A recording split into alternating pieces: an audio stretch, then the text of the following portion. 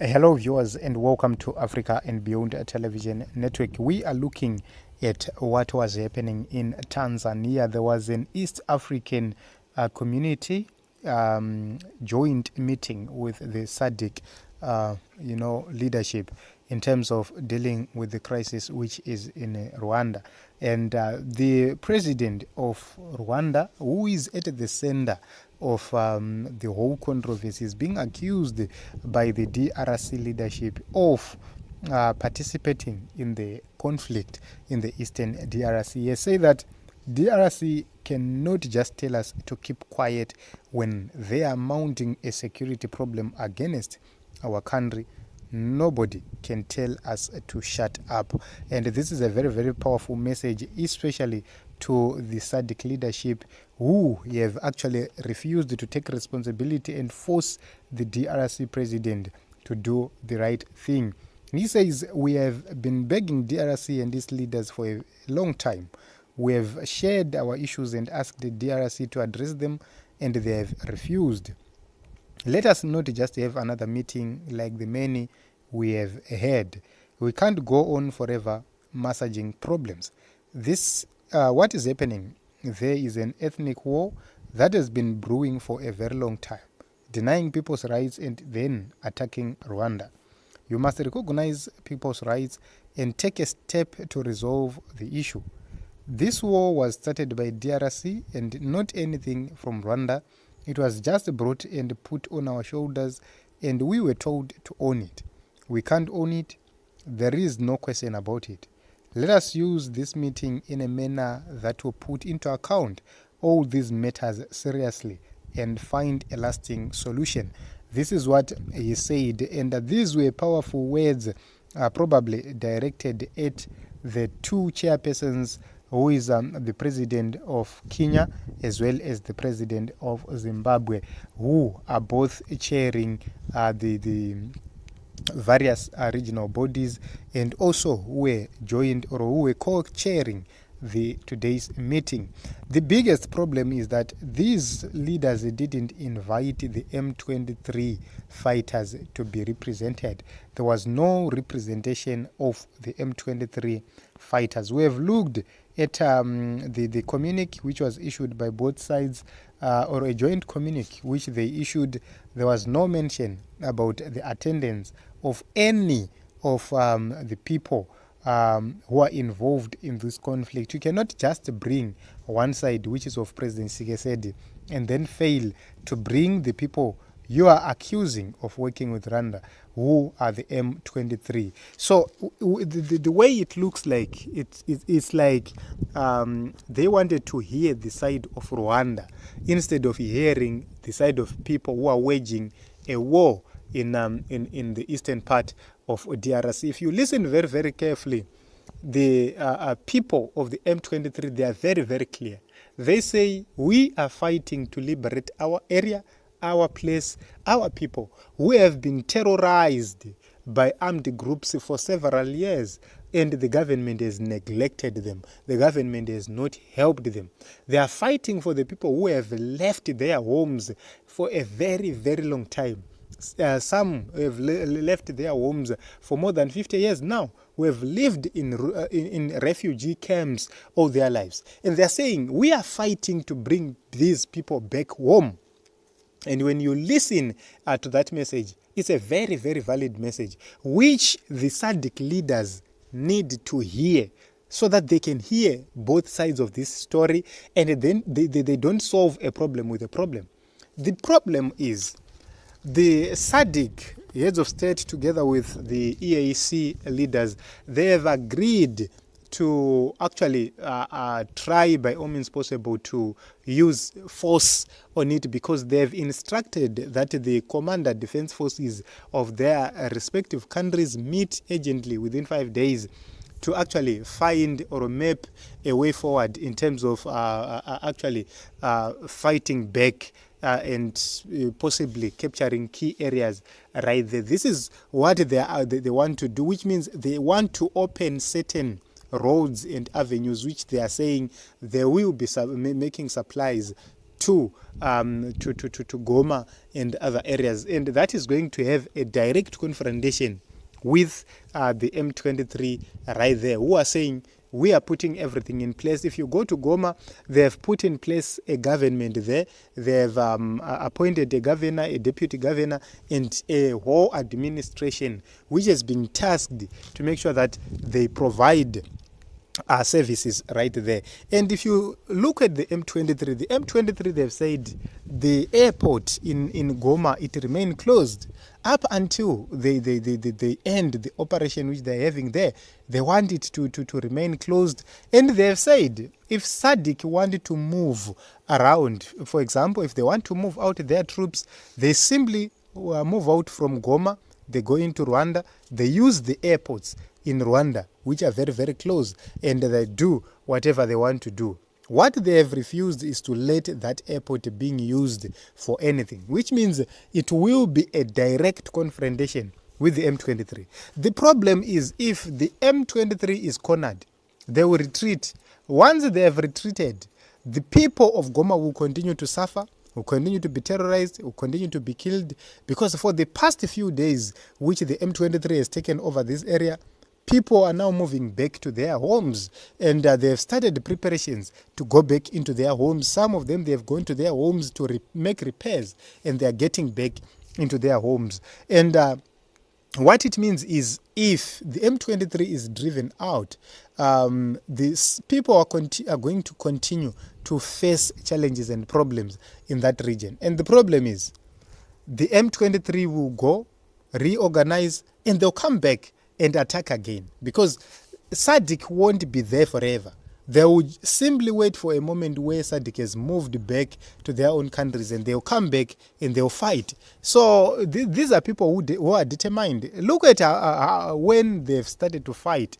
This war has been fought for years and years and years and years. Yet a solution has not been found because these leaders are not sincere. So the leadership, they're saying that they need to put in place the Rwanda peace agreement, as well as the Nairobi peace agreement.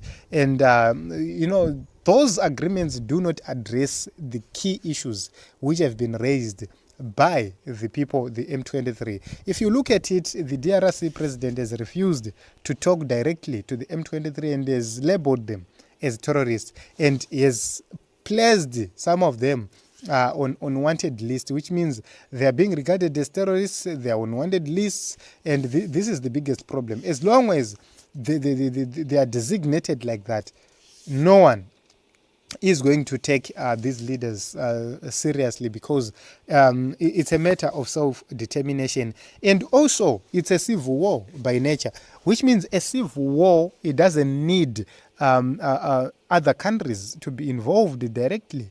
They can be there to try to provide a negotiating table, but not to fight directly in that war, or even to strategize how to defeat another group, because a civil war, it's about two groups who are not happy from the same country. So if you try to use force, you also create another problem. So it's very, very interesting to see that this is what was happening. And in my own view, this meeting was simply a waste of time, because if you look at how the president of Rwanda is addressing this issue, he is not happy, and it seems as if he will continue to express his anger towards the leadership of Sadc. We need to try and look at what Sadc leaders have said right here. We need to look at Sadc and see if there is any communique from Sadc so far. So it's very, very interesting to see that this war, the way they are trying to resolve it, it won't work. So the communique has not been posted yet. I'm not saying the communique right here from the Sadc, but let us take a look onto what they said right here. So the ministers had their own meeting, then the heads of state, they had their own meeting. They said it is regrettable that the security and humanitarian crisis in the eastern DRC continues to deteriorate despite the neighbor efforts through Rwanda and the Nairobi processes. It is heartbreaking that around 400,000 people have been displaced in the city of Goma this year alone. So this problem, it has been perpetuated, necessitated and facilitated mainly by Sadc itself, because Sadc has failed to play its role so well. So Apostle says, the illusion of Pan-Africanism, a call for true leadership and accountability. For decades, Africa has remained shackled by a destructive cycle of blame, misplaced priorities, and systematic corruption. Many continue to point fingers at Europe and America, lamenting historical injustices while failing to hold accountable the very people who wield power within our borders. The question is no longer, when will the West stop exploiting Africa? But rather, when will Africans elect leaders who put Africa first? The betrayal of leadership. African political leaders elected to serve the people have instead enriched themselves at the expense of national progress. The rampant demand for personal shares in foreign investment is nothing more than legalized bribery, benefiting only a select few while stifling economic growth. These corrupt leaders negotiate deals not for their countries, but for their families and inner circles. So this is what is happening. Whenever you see whatever which is happening, they will continue to cast blames on others, put blames on others, and they will ignore key issues. They will ignore very, very important issues right there. So this is what is happening, and I think the things which have been mentioned within the Sadc, the key issues are that they've instructed the chief of defenses in various countries or in both countries to meet within 5 days. So they have been instructed to meet so that they find ways to open ways for humanitarian assistance to get to that place or to that area. But they've not put into consideration key developments. For example, there was a political rally which was held by the M23 leaders. They were well accepted. Thousands and thousands and thousands went to accept them, to welcome them, and to talk to them. And they have not acknowledged such developments to say these people are being received, are being welcomed by people. They've been welcomed in Goma. They have been welcomed in another small town.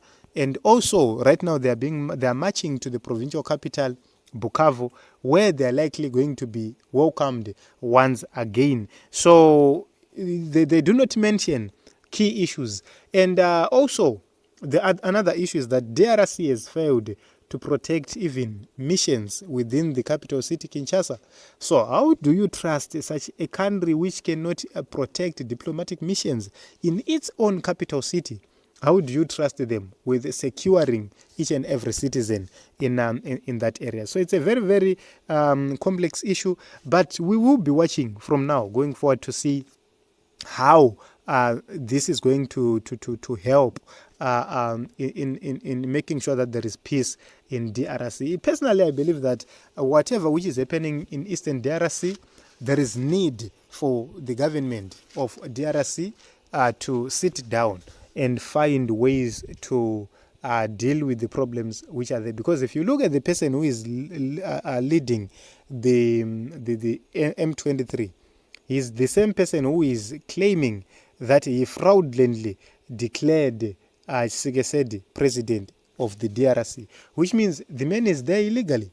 And they will need to bring that man onto the table so that he explains the reason why he believes that Tshisekedi is illegally president of that country.